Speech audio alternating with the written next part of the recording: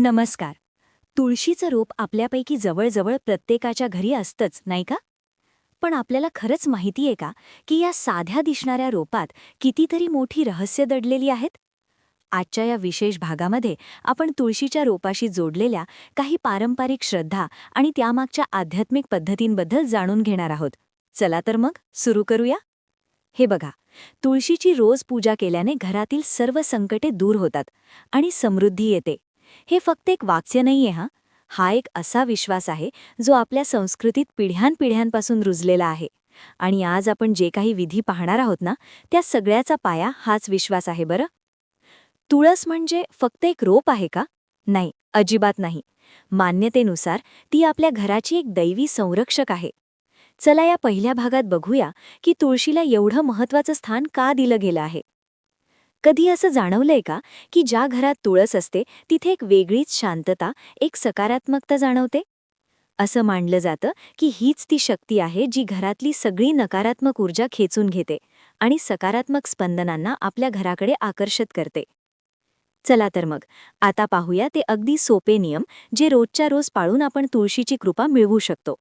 आणि हे नियम इतके सोपे आहेत ना की कोणीही ते अगदी सहजपणे करू शकतं. हे दोन छोटेसे विधी पण ते घरात खूप मोठा बदल घडवून आणू शकतात.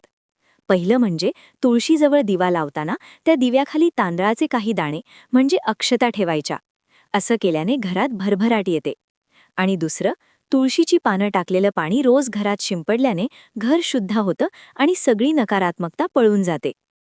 हो, पण एक गोष्ट मात्र पक्की लक्षात ठेवायची. सूर्यास्त झाल्यावर तुळशीच्या पानांना हात लावायचा नाही. आपल्याला पूजेसाठी किंवा इतर कोणत्याही कामासाठी पानं हवी असतील तर ती दिवसाच म्हणजे सूर्यास्ताच्या आत तोडून ठेवा. हा नियम खूप महत्त्वाचा आहे. आता एक असा प्रश्न जो कदाचित आपल्यापैकी अनेकांना कधी ना कधी पडला असेल. आपल्या तुळशीच्या कुंडीत कधी दुसरे एखादं रोप उगवलेलं पाहिलंय का? आपल्याला वाटतं की ते फक्त एक तण आहे. पण खरंच ते फक्त तण आहे की त्यात काहीतरी गूढ संकेत दडलेला आहे? चला शोधूया मग. अशा वेळी काय करायचं? ते रोप उपटून फेकून द्यायचं? थांबा. तसं करण्याआधी हे एकदा नक्की ऐका, कारण यामागे खूप मोठा अर्थ दडलेला असू शकतो. पाहिलेत, एक सामान्य रोप जे आपण कदाचित फेकून दिलं असतं ते एका पवित्र वस्तूमध्ये बदलू शकतं. त्याला काळजीपूर्वक उपटून शुद्ध पाण्याने स्नान घालायचं, म्हणजे धुवायचं, आणि मग ते आपल्या देवघरात किंवा आपल्या तिजोरीत ठेवायचं. असं केल्याने ते आपल्यासाठी सौभाग्याचं प्रतीक बनतं. आणि यामागची श्रद्धा काय आहे माहितीये का? असं मानलं जातं की या एका सोप्या विधीमुळे आपण साक्षात देवी लक्ष्मीला, म्हणजेच संपत्तीच्या देवीला, आपल्या घरी येण्याचं आमंत्रण देतो.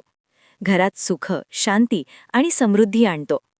आतापर्यंत आपण पानांबद्दल, रोपांबद्दल बोललो, पण आता आपण त्या रहस्याकडे वळणार आहोत जे तुळशीच्या पानाफुलांमध्ये नाही तर तिच्या मुळांमध्ये दडलेलं आहे. हो, मुळांमध्ये, ज्याकडे आपलं सहसा लक्षही जात नाही. तुळशीची वाळलेली मुळी म्हणजे काय? म्हणजे ती तुळस जी आता सुकली आहे, जिचं आयुष्य पूर्ण झालंय. पण थांबा, तिला निरुपयोगी समजून फेकून देण्याची चूक अजिबात करू नका, कारण तिचं खरं महत्त्व तर आता सुरू होतं.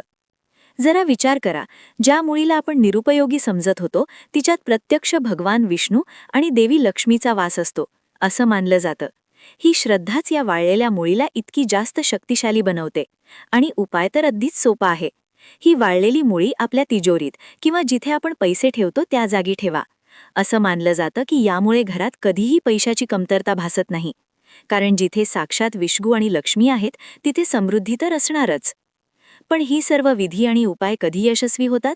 जेव्हा त्यांच्या मागे एक सगळ्यात महत्त्वाची गोष्ट असते, आणि ती गोष्ट म्हणजे आपली आपली श्रद्धा, आपला विश्वास. म्हणूनच कोणताही विधी करताना मनात पूर्ण विश्वास ठेवणं गरजेचं आहे. जर मनात जराही शंका असेल तर मग काहीच साध्य होणार नाही. शुद्ध भावनेने आणि विश्वासाने केलेलं कामच खरं फळ देतं. तर या सगळ्या विधींमधून आपल्याला नेमकं काय मिळतं? चला एकदा बघूया. घरातली सगळी नकारात्मक ऊर्जा निघून जाते. आर्थिक अडचणी आणि कामातले अडथळे दूर होतात. घरात सुख, समृद्धी वाढते. आणि सगळ्यात महत्त्वाचं म्हणजे भगवान विष्णू आणि देवी लक्ष्मी यांचा आशीर्वाद कायम आपल्या सोबत राहतो. तर मग आपल्या घरातील सकारात्मक ऊर्जा वाढवण्यासाठी आणि या सगळ्या आशीर्वादांना आमंत्रित करण्यासाठी आपण तयार आहात का?